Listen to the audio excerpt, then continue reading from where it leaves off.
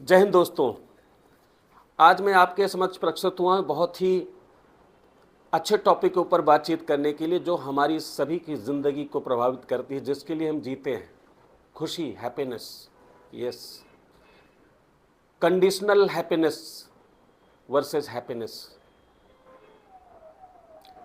कस्तूरी कुंडल बसही मृग ढूंढहि बन माहि, ऐसे घट घट राम है दुनिया देखई नाई।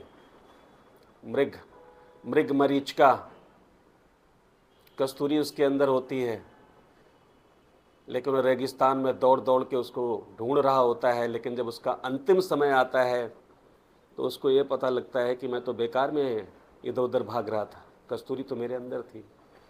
This exactly same thing with happen with us. लोग बोलते हैं ज़िंदगी छोटी है।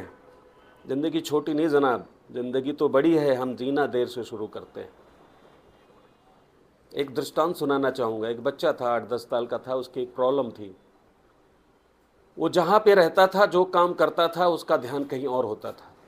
मतलब स्कूल में पढ़ाई कर रहा है तो उसका खेल के मैदान में ध्यान होता था, खेल के मैदान में होता तो पढ़ाई में ध्यान है, घर में है तो स्कूल में ध्यान है। मतलब वो जहाँ होता था उसके आगे की सोच रहा होता था, और उसका ध्यान वहाँ पे नहीं होता था जहाँ पे जो गतिविधि वो कर रहा होता था।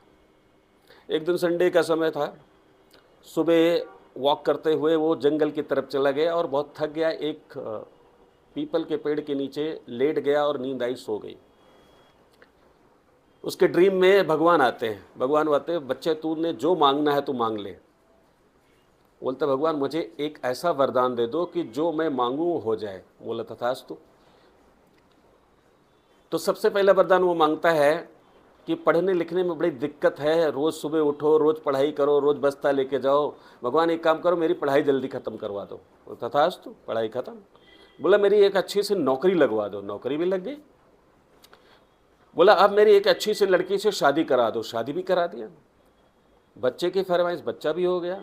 अब बच्चे की शादी करा दो, बच्चे को नौकरी दिला दो। सारा तथास्तु होता गया, सब कुछ उसकी डिज़ायर पूरी होती गई। लास्ट में एक दिन वो मिरर के अंदर अपने चेहरे को देखता है तो उसकी चेहरे पर झुर्रियाँ पड़ गई हैं, बाल सफ़ेद हो गए हैं, दांत निकल गए हैं। उसको यकीन नहीं होता है कि ये मैं ही हूँ।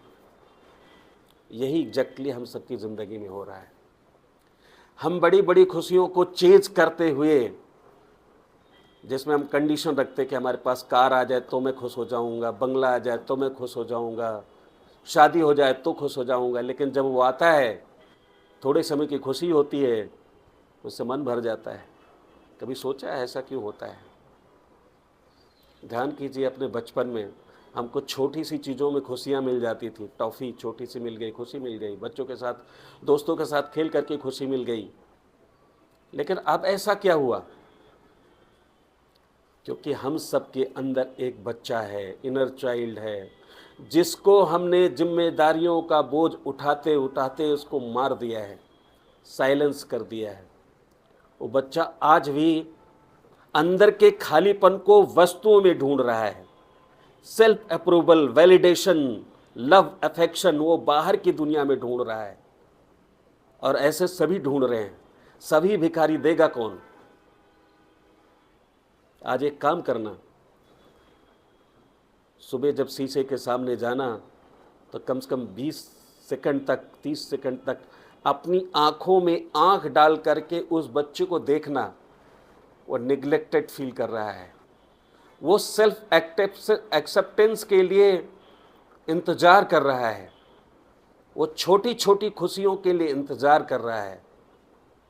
Please hug your child inside, accept your child inside, care your child inside, love your child inside.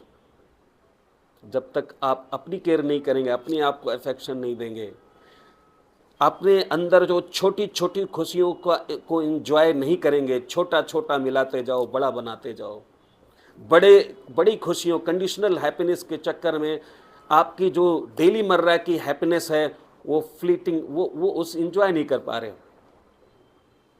I am sure आप मिरर में अपने आप को अपनी आँखों में देखना शुरू करो, अपने आप को एक्सेप्ट करना शुरू करो, आपके जीवन में चमत्कार होगा।